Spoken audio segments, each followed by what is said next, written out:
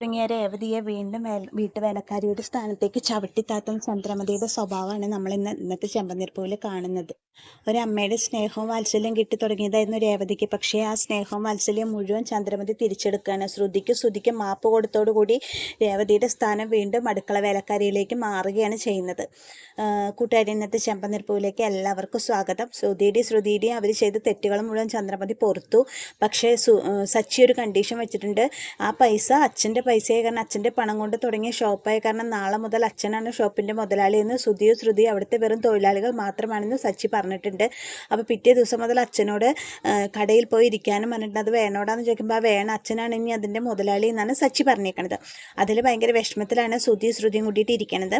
അങ്ങനെ അതിലൊരു തീരുമാനമായി. അത് കഴിഞ്ഞിട്ട് ശ്രുതി ഇങ്ങനെ കോണിമ ഇരിക്കുന്ന സമയത്ത് ശ്രുതി വന്നിട്ട് പറയും, അമ്മ നിന്നോട് ക്ഷമിക്കുമെന്ന് ഞാൻ വിചാരിച്ചതല്ല, എന്തായാലും അമ്മ നിന്നോട് ക്ഷമിച്ചല്ലോ, എനിക്ക് സന്തോഷമായി എന്നൊക്കെ പറയുമ്പോൾ ശ്രുതി പറയും, മിണ്ടരുത് ശ്രുതി, എന്നെ എല്ലാത്തിലും ഇട്ട് കൊടുത്തിട്ട് ശ്രുതി തെറ്റ് ചെയ്തിട്ടില്ലേ എൻ്റെ കൂടെ, എന്നിട്ട് ശ്രുതി മാറി നിന്നൂലേ, തെറ്റുകൾ മുഴുവൻ എൻ്റെ തലയിലായില്ല എന്നൊക്കെ പറയുമ്പോൾ ശ്രുതി, ഞാനെന്ത് തെറ്റ് ചെയ്തു കണ്ടോ, ഇതാണ് ശ്രുതിയുടെ വിവരമില്ലായ്മ, നീ അങ്ങനെ പറയരുത്, ഞാൻ 7 ഡിഗ്രി എടുത്തോണ്ട് ദേ മിണ്ടിപ്പോരുത്, 7 ഡിഗ്രിയുടെ ഒരു കാര്യം കൊണ്ട് വന്നേക്കാം എൻ്റെ അടുത്തേക്ക്.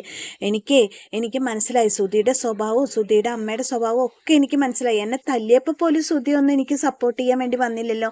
എന്തായാലും ഞാനൊരു കാര്യം ഓർമ്മിച്ചു, ഞാൻ ഇനി മരിക്കുന്നവരെ നിങ്ങൾ പറഞ്ഞതെല്ലാം എൻ്റെ മനസ്സിലുണ്ടാവും. ശ്രുതി എന്നോട് മിണ്ടാൻ വരണ്ട, എനിക്ക് ശ്രുതിയുടെ മുഖം പോലും കാണണ്ട, കടന്നിപ്പോൾ എൻ്റെ മുമ്പിൽ നിന്ന് മറ്റേ ശ്രുതി അവിടെ നിന്ന് എഴുന്നേറ്റിട്ട് അകത്തേക്ക് പോവാണ്. ഇത് കേൾക്കുമ്പോൾ തളർന്നിട്ട് ആകെ വിഷമത്തോട് കൂടിയിട്ട് ശ്രുതി കോണിയമ്മ ഇരിക്കുകയാണ് കേട്ടോ.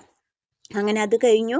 പിന്നെ രാത്രിയായി. രേവതി സച്ചിയും കൂടിയിട്ട് ശ്രുതിയും ക്യാരക്ടർ എടുത്ത് കളിക്കുകയാണ്. ശ്രുതിനെ തല്ലാൻ വേണ്ടി ശ്രുതി ഓടുന്നതും, ഇനി എന്നോട് അങ്ങനെ പെരുമാറോ, ഇനി മിണ്ടാതിരിക്കോ, ഇത്ര ദിവസം ശ്രുതി എന്നെ ഒന്ന് വിളിച്ചു പോലല്ലോ, ഇനി ശ്രുതി എന്നെ വിളിക്കാതിരിക്കോ, അമ്മയുടെ വാക്കും കേട്ട് എന്നോട് മിണ്ടാതിരിക്കാല്ലേ എന്നൊക്കെ പറഞ്ഞിട്ട് ഇങ്ങനെ വടി എടുത്തിട്ട് അങ്ങോട്ടും ഇങ്ങോട്ടും പരസ്പരം തല്ലുകൂടുന്ന ഭാഗം. അതിനിടയിൽ കൂടെ രേവതി ഓരോ അടിയും കൊടുക്കുന്നുണ്ട് സച്ചിക്ക്. അങ്ങനെ കുറച്ച് നേരം അവർ ആ റോള് കൈകാര്യം ചെയ്തതിന് ശേഷം മതി സച്ചിയേട്ടൻ നിർത്താൻ, എനിക്ക് വയ്യാന്ന് പറഞ്ഞിട്ട് അവർ ആ കളി നിർത്തുമ്പോൾ പറയണ, സച്ചേട്ടാ ഞാൻ അടിച്ചൂല്ലേ, സോറി ഇട്ടോ എന്നൊക്കെ പറയാണ് രേവതി. സത്യത്തിൽ സച്ചേട്ട ശ്രുതിനെ അടിക്കുമോ എന്നൊക്കെ ചോദിക്കുന്നുണ്ട്. അപ്പോൾ അവളുടെ സ്വഭാവം വെച്ചിട്ട് ചിലപ്പോൾ കിട്ടിക്കൂടായില്ല എന്നൊക്കെ പറയണം. അങ്ങനെ അവർക്ക് റൂം കിട്ടിയപ്പോൾ നമ്മൾ വീണ്ടും പുറത്തായില്ലേ എന്നൊക്കെ ചോദിക്കുകയാണ് സച്ചിയോട് രേവതി. സാരമില്ല, അവരുടെ എന്തായാലും വലിയൊരു പിണക്ക് നിന്നല്ലോ. പക്ഷേ ഒരു കാര്യം എനിക്ക് സന്തോഷമായി. കാരണം എന്താ വെച്ചാൽ അച്ഛൻ്റെ പൈസ കൊണ്ട് മേടിച്ചതായ കാരണം കൊണ്ട് അച്ഛന് കട കിട്ടിയല്ലോ. സച്ചേട്ടൻ ഞാൻ പറഞ്ഞ അഭിപ്രായം അടിപൊളിയായി, അല്ലെങ്കിൽ തീരുമാനങ്ങൾ എടുക്കാൻ സച്ചേട്ടന് മാത്രമേ കഴിയുള്ളൂ. സച്ചേട്ടനല്ലേ ജഡ്ജ് പറയുമ്പോൾ, ഞാനല്ല ജഡ്ജ് വേറെ ആൾക്കാരാന്നൊക്കെ പറയാണ്. എന്നിട്ട് പറയാണ് രേവതി പറയാണ് സച്ചേട്ടൻ, എനിക്ക് ഒരുപാട് സന്തോഷമായി, കാരണം സച്ചേട്ടൻ വളരെ നല്ലൊരു തീരുമാനം എടുത്ത് നോക്കിക്കോ, ഇനി അച്ഛൻ്റെ കടയ്ക്ക് വെച്ചടി കയറ്റായിരിക്കും, നല്ല ഐശ്വര്യം ഉണ്ടാവും, നല്ല കച്ചവടം ഉണ്ടാവും എന്നൊക്കെ പറയാണ്. അങ്ങനെ പറഞ്ഞിട്ട് സച്ചി പറയും, പാർലറായിട്ടെത്തി അങ്ങോട്ട് കണ്ണടച്ച് വിശ്വസിക്കാൻ വരട്ടെ, അവർ ഫ്രോഡാണെന്ന കല്യാണം കഴിഞ്ഞ സമയം തൊട്ടിട്ട് തന്നെ എനിക്ക് മനസ്സിലായിട്ടുണ്ടായിരുന്നു, അവർക്ക് എന്തൊക്കെയോ കള്ളത്തരങ്ങളുണ്ട്. നോക്കാം, നമുക്ക് കാത്തിരിക്കാം, എന്തായാലും സത്യം ഒരു നാൾ പറ നീക്കി പുറത്ത് വരില്ല, അവരുടെ കള്ളങ്ങൾ ഓരോന്നായിട്ട് പൊളിയും എന്നൊക്കെ പറയാണ് സച്ചി രേവതിയോട്. അങ്ങനെ ആ ഒരു ചാപ്റ്റർ അവിടെ അവസാനിച്ചു. പിന്നെ കാണിക്കുന്നത് ശ്രുതിയും കൂടി റൂമിലിരിക്കുന്ന സമയത്ത് ചന്ദ്രമതി അങ്ങോട്ട് കയറി വരികയാണ്. ചന്ദ്രമതി അങ്ങോട്ട് കയറി വന്നിട്ട് പറയാണ്, നാണക്കേടായി, നിങ്ങൾക്ക് ഇങ്ങനെ ഒരു തീരുമാനം ഉണ്ടായിരുന്നു, നിങ്ങൾ ആ പൈസ ഇതിലേക്ക് ഇറക്കുന്നുണ്ടെങ്കിൽ ഒരു വാക്ക് എന്നോട് കൂടി പറയായിരുന്നില്ലേ ഇത് ചോദിക്കണം. അപ്പോൾ ശ്രുതി പറയണം, സോറി ആൻറ്റി, അപ്പോൾ അതൊന്നും ഓർത്തില്ല എന്ന് പറയാണ്. ഇപ്പം എന്തായി, അവരുടെ മുമ്പിൽ എനിക്ക് കൂടി വിലയില്ലാണ്ടായില്ലേ, ഞാൻ കൂടി അറിഞ്ഞിട്ടായിരുന്നു എന്നുണ്ടെങ്കിൽ ആ പൈസ എന്തെങ്കിലും ചെയ്യാൻ ഞാൻ സഹായിച്ചായിരുന്നു, നിങ്ങൾ ഒരാളും അറിയാതെ നമുക്കത് കൈകാര്യം ചെയ്യായിരുന്നു എന്നൊക്കെ പറയാണ് ചന്ദ്രമതി. ഇപ്പോൾ എല്ലാവരുടെയും മുമ്പിൽ വിലയില്ലാത്തവനായി, കട നിങ്ങളുടെ കയ്യിൽ നിന്ന് പോവുകയും ചെയ്തു, കട അച്ഛനോട് ഏറ്റെടുത്ത് നടത്താൻ സച്ചി പറയുകയും ചെയ്തില്ല, ഇപ്പം നിങ്ങൾ വെറും തൊഴിലാളികൾ മാത്രമായില്ലേ, ഇതിൽ പലരും നാണക്കേട് എന്താ വേണ്ടത്, എനിക്ക് പോലും ഒന്നും പറയാൻ പറ്റാത്ത അവസ്ഥയായില്ലേ, ശ്രുതി നിനക്കെങ്കിലും എന്നോടൊന്ന് പറയായിരുന്നില്ലേ എന്നൊക്കെ ചോദിക്കുകയാണ് ചന്ദ്രമതി അപ്പോൾ ശ്രുതി പറയാണ്, ഞാൻ ശ്രുതിക്ക് വേണ്ടി മാത്രം ചിന്തിച്ചുള്ളൂ ആൻറ്റി, ഞാൻ വേറെ ഒന്നും ചിന്തിച്ചില്ല എന്നൊക്കെ പറയണം. ഇനിയിപ്പോൾ എന്തായാലും ഈ നാണക്കേടുന്ന് കര കയറണം എന്നുണ്ടെങ്കിൽ, നിങ്ങൾക്ക് കട സ്വന്തമായിട്ട് കിട്ടണം എന്നുണ്ടെങ്കിൽ 50 ലക്ഷം രൂപ കൊടുക്കണം. 50 ലക്ഷം രൂപയൊക്കെ ഞാൻ എവിടെ നിന്ന് എടുത്ത് കൊടുക്കാനാണ് അമ്മയെ ചോദിക്കാണ് ശ്രുതി. അപ്പോൾ പറയാണ്, പൈസ ഉണ്ടാക്കാനാണ് ഇപ്പോൾ ഇത്ര പാട്, ഈശ്വര അമ്മ എൻ്റെ അങ്ങനെ പൈസയൊന്നും ഇല്ല എന്ന് പറയുമ്പോൾ ചന്ദ്രമതി തിരിഞ്ഞിട്ട് ശ്രുതിയോട് പറയണം, ശ്രുതി നീ വിചാരിച്ച പൈസ ഉണ്ടാക്കാൻ പറ്റില്ലേ, നിൻ്റെ ഇളയച്ചനോട് പറഞ്ഞ 50 ലക്ഷം രൂപ കിട്ടില്ലേ, ആൻറ്റി എന്താ ഈ പറയണേ, ഞാൻ എവിടെ നിന്ന് പൈസ ഉണ്ടാക്കാനാ, നിന്റെ ഇളയച്ചനോട് പറയണം, നിന്റെ അച്ഛൻ്റെ കയ്യിൽ കോടിക്കണക്കിന് രൂപയുടെ ആസ്തിയില്ലേ, അതിന് എൻ്റെ അച്ഛൻ ജയിലിലല്ലേ, നിന്റെ അച്ഛൻ ജയിലിലാണെങ്കിൽ എന്താ, അച്ഛൻ്റെ അക്കൗണ്ട് മുഴുവൻ ജയിലിലല്ലല്ലോ, പൈസ മുഴുവൻ പുറത്തല്ലേ, അത് ആരോടെങ്കിലും പറഞ്ഞ് ഒപ്പിടിച്ചിട്ട് നിൻ്റെ അച്ഛൻ്റെ അടുത്ത് 50 ലക്ഷം രൂപ അയച്ചു തരാൻ പറയും, നിനക്ക് ഇനി ഇതൊന്ന് രക്ഷപ്പെടുത്താൻ പറ്റുള്ളൂ എന്നൊക്കെ പറഞ്ഞിട്ട് അങ്ങനെ ചന്ദ്രമതി ശ്രുതിയെ വീണ്ടും ഒരു ട്രാപ്പിൽ പെടുത്തിയിട്ട് ചന്ദ്രമതി അവിടെ നിന്ന് ഇറങ്ങി പോവാണ്. എന്തായാലും ഇതിലൊരു തീരുമാനം വേഗം വേണം ശ്രുതി എന്നൊക്കെ പറഞ്ഞിട്ട് ശ്രുതി ഇപ്പം എന്താ ചെയ്യേണ്ടതെന്ന് അറിയാത്ത അവസ്ഥയിൽ ആകെ പരിങ്ങി നിൽക്കുകയാണ് കേട്ടോ. ചന്ദ്രമതി എന്തായാലും വലിയൊരു ട്രാപ്പാണ് ശ്രുതിക്ക് കൊടുത്തേക്കുന്നത്. അങ്ങനെ അതൊക്കെ കഴിഞ്ഞു. പിന്നെ കാണിക്കുന്നത് രേവതി മിക്സർ കുറച്ചിട്ട് ഇരുന്നിട്ട് TV കാണുന്ന ഭാഗമാണ്. ഇങ്ങനെ തമാശ ഫിലിമാണ്. രേവതി അപ്പം ഇരുന്ന് ചിരിക്കുന്നുണ്ട്. ആ സമയത്താണ് ചന്ദ്രമതി വരുമ്പോൾ കടകടോ പറഞ്ഞിട്ടാണ് രേവതി ചിരിക്കുന്നത്. രവീന്ദ്രൻ ഹോളിലുണ്ട്. അപ്പോൾ ചന്ദ്രമതി വന്നിട്ട് നീക്കിടി പറയണം, അമ്മ ഇത് ഞാനാ രേവതി, അതിന് നീക്കിടി എവിടുന്ന്? അവൾ രാവിലെ എന്നെ മിക്സറും കുറച്ചിട്ട് ഇരുന്ന് TV കണ്ടുകൊണ്ടിരിക്കുക, നിനക്ക് വേറെ ജോലിയൊന്നും ഇല്ലടി? എൻ്റെ പണിയൊക്കെ കഴിഞ്ഞല്ലോ അമ്മേ, പൂ കെട്ടിയിട്ടൊക്കെ വിക്കലൊക്കെ കഴിഞ്ഞിട്ടല്ലേ ഞാനിവിടെ വന്നിരിക്കണം, വേറൊരു പണിയില്ലടി നിനക്ക്? അമ്മ ആളെ മനസ്സിലാക്കാതെയാണോ പറയണത്? ഞാൻ രേവതി അമ്മേ എന്നൊക്കെ പറയണം. രേവതി അമ്മയെന്നൊക്കെ പറയുമ്പോൾ ചന്ദ്രമതി, എനിക്കറിയാടി നീ രേവതിയെന്ന് വെച്ചിട്ട് നീ വീട്ടിലെ കൊച്ചമ്മയൊന്നുമല്ലല്ലോ, ആണോ? അവൾ ഇരുന്നിട്ട് TV കണ്ടിരിക്കണോ, എഴുന്നേക്കടി എവിടെ നിന്ന് പറയണം. അപ്പോൾ രേവതി ഇരുന്നോടത്തുനിന്ന് എഴുന്നേൽക്കുമ്പോൾ ചന്ദ്രൻ പറയണം, നിനക്ക് വേറെ ഒരു പണിയില്ലേ, നിനക്ക് അടുക്കളയിൽ പണികളൊന്നുമില്ലേ? എത്ര ദിവസമായി നേരാണെ വീടൊന്ന് തൂത്ത് തുടച്ചിട്ട് പോയി പണികൾ നോക്കടി, എന്താ നിനക്ക് ഞാൻ പറഞ്ഞാൽ അനുസരിക്കാൻ പറ്റില്ലെന്ന് ചോദിക്കുമ്പോൾ രേവതി പറയും, അമ്മയ്ക്ക് എന്താ പറ്റിയേ? എനിക്ക് എന്താ പറ്റിയെന്ന് പറഞ്ഞാൽ എനിക്ക് ഒരു കുഴപ്പമില്ലടി, ഞാൻ ശരിക്കും നല്ല ബോധത്തോടു കൂടി തന്നെ ഇരിക്കണമെന്ന് പറയുമ്പോൾ ഇതൊക്കെ കേൾക്കുമ്പോൾ രവീന്ദ്രൻ ചാടി നിൽക്കണേ. ചന്ദ്രേ നീ നിന്റെ തനി സ്വഭാവം എടുത്തു തുടങ്ങിയല്ലേ, ശ്രുതിക്ക് മാപ്പ് കൊടുത്തപ്പോൾ നീ രേവതിയെ വീണ്ടും പഴയ സ്ഥാനത്തേക്ക് ചവിട്ടി തെച്ചു, കൊള്ളാം എന്നൊക്കെ പറയാണ്. അപ്പോൾ സച്ചി ഇത് കേട്ടിട്ടാണ് സച്ചി വന്നിട്ട് നിൽക്കുന്നുണ്ട് കേട്ടോ അവിടെ ഒരു ഭാഗത്ത്. അപ്പോൾ രേവതിക്ക് ഇത് കേൾക്കുമ്പോൾ ഭയങ്കര സങ്കടമാണ്. അവൾ തുറച്ചു നോക്കി എന്നെ പേടിപ്പിക്കുക, എന്തടി ഞാൻ പറഞ്ഞാൽ നിനക്ക് അനുസരിക്കാൻ പറ്റില്ലേ, കയറിപ്പൊടി അടുക്കളയിലേക്ക് പോയിട്ട് അവിടുത്തെ പണികൾ നോക്കടി എന്നൊക്കെ പറഞ്ഞിട്ട് അങ്ങനെ ചന്ദ്രമതി രേവതീനെ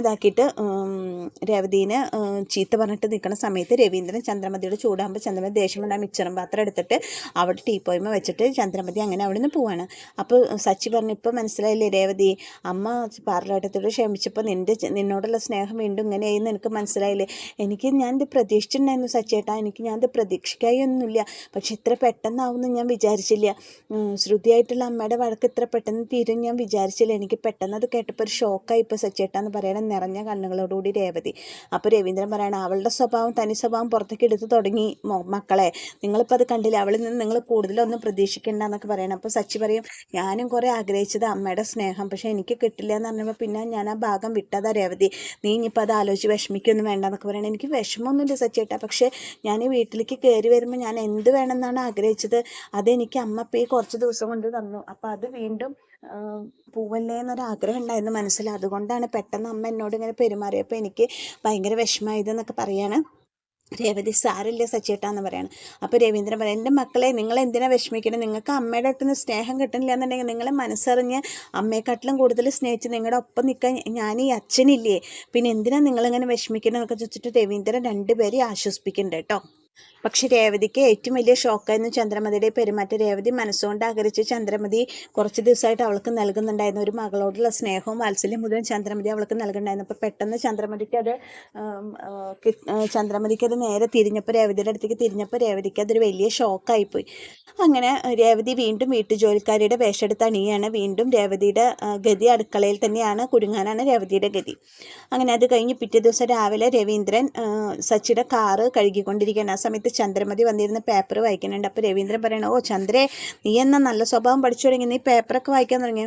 എന്താ പേപ്പർ ഞാൻ വായിക്കാറില്ലേ, പിന്നെ നിങ്ങളുടെ പോലെ 24 മണിക്കൂർ ഇരുന്ന് തലകുത്തി പേപ്പർ വായിക്കാറൊന്നുമില്ലേ, എനിക്ക് ആവശ്യമുള്ളപ്പോൾ ഞാൻ പേപ്പർ വായിക്കാത്ത ന്യൂസുകളൊക്കെ കാണാം, അത്രയേ ഉള്ളൂ എന്നൊക്കെ പറയാണ്. ആ സമയത്ത് സച്ചി അകത്തുനിന്ന് പുറത്തേക്ക് വരികയാണ്. പുറത്തേക്ക് വന്നിട്ട് ചോദിക്കണം, അച്ഛൻ എന്ത് പണിയാണ് കാണിക്കുക, ഞാൻ നിൻ്റെ വണ്ടി കഴുകാണ്. അച്ഛനോട് വണ്ടി കഴുകാനാണോ ഞാൻ പറഞ്ഞത്, അച്ഛനോട് കടയിൽ പോകാനല്ലേ ഞാൻ പറഞ്ഞത്, അച്ഛൻ എന്താ പുറപ്പെടാത്തേ, പോണ്ടേ ചോദിക്കുകയാണ്. അപ്പോൾ എവിടേക്കേ ചോദിക്കുമ്പോൾ പറയാണ്, അച്ഛൻ ഷോറൂമിലേക്ക് പോകണമെന്ന് അച്ഛനോട് ഞാൻ പറഞ്ഞതല്ലേ ഇന്നലെ എന്ന് ചോദിക്കുമ്പോൾ, അതൊക്കെ വേണോടാ, അതിൻ്റെ വല്ല ആവശ്യമുണ്ടോ, ഞാനൊന്നും പോകേണ്ട ആവശ്യമൊന്നുമില്ല, അത് അവർ തന്നെ നോക്കി നടത്തിയാൽ മതി എന്ന് രവീന്ദ്രൻ പറയാണ്. ശ്രുതിയും തന്നെ നോക്കി നടത്തിയാൽ മതി. പക്ഷേ സച്ചി ഇവിടെ വിട്ടുകൊടുക്കുന്നില്ല. സച്ചി പറയുന്നുണ്ട്, അച്ഛൻ പുറപ്പെടണം, അച്ഛൻ വേഗം റെഡിയാവുക, ഇതിന് ഞാൻ വിട്ടുകൊടുക്കാൻ തയ്യാറല്ല, അച്ഛൻ്റെ പൈസ കൊണ്ടാണ് അവർ ഷോറൂം തുടങ്ങിയേക്കണം, അപ്പോൾ എന്തുകൊണ്ടും അവിടെ ഇരിക്കാൻ ഏറ്റവും യോഗ്യനായിട്ടുള്ളത് അച്ഛൻ തന്നെയാണ്, അച്ഛൻ്റെ കട എന്നുള്ള പേരിലാണ് ഇനി അത് അറിയപ്പെടുന്നത് എന്നൊക്കെ അങ്ങനെ പറയാണ്. ഇത് പറയുമ്പോൾ രവീന്ദ്രൻ പെട്ടെന്ന് എന്തോ ഒരു ഡയലോഗ് പറയുന്ന സമയത്ത് എല്ലാവരും ഒരു നിമിഷം സ്റ്റക്കായിട്ട് നിൽക്കുകയാണ്. രേവതി അവിടെ നിന്ന് നടന്നു വരുന്നുണ്ട്. അപ്പോൾ രേവതിയും ചന്ദ്രമതി എല്ലാവരും ഒരു നിമിഷം സ്റ്റക്കായിട്ട് നിൽക്കുന്ന സമയത്താണ് ഇന്നത്തെ ചെമ്പനീർപ്പൂവിൻ്റെ ക്ലൈമാക്സ് വരുന്നത്. കൂട്ടുകാരെ, കുറച്ച് ദിവസമായിട്ട് എനിക്ക് കഥയൊന്നും പറയാൻ പറ്റിയില്ല, എനിക്ക് തീരെ സമയം കിട്ടാത്തത് കൊണ്ടാണ് കേട്ടോ. അതുകൊണ്ട് ദയവേത് കൂട്ടുകാരെ എന്നോട് ക്ഷമിക്കണം. എൻ്റെ കഥ കേട്ടിട്ട് ഇഷ്ടപ്പെട്ടിട്ട് വീണ്ടും എന്നെ സപ്പോർട്ട് ചെയ്യണം, ലൈക്ക് ചെയ്യണം, ഷെയർ ചെയ്യണം, കമൻറ്റ് ചെയ്യണം. അപ്പോൾ ഇതുവരെ സപ്പോർട്ട് ചെയ്ത എല്ലാ കൂട്ടുകാർക്കും ഒരുപാട് നന്ദി. അപ്പോൾ എല്ലാവർക്കും താങ്ക് യു. ഇനി നിങ്ങളുടെ സപ്പോർട്ട് ഞാൻ പ്രതീക്ഷിക്കുന്നുണ്ട്. ഇനി വീഴ്ച വരാതെ ഇടാൻ പറ്റും എന്നാണ് എൻ്റെ വിശ്വാസം. അപ്പോൾ എല്ലാവരുടെയും സപ്പോർട്ട് ഉണ്ടാവണം. Thank you.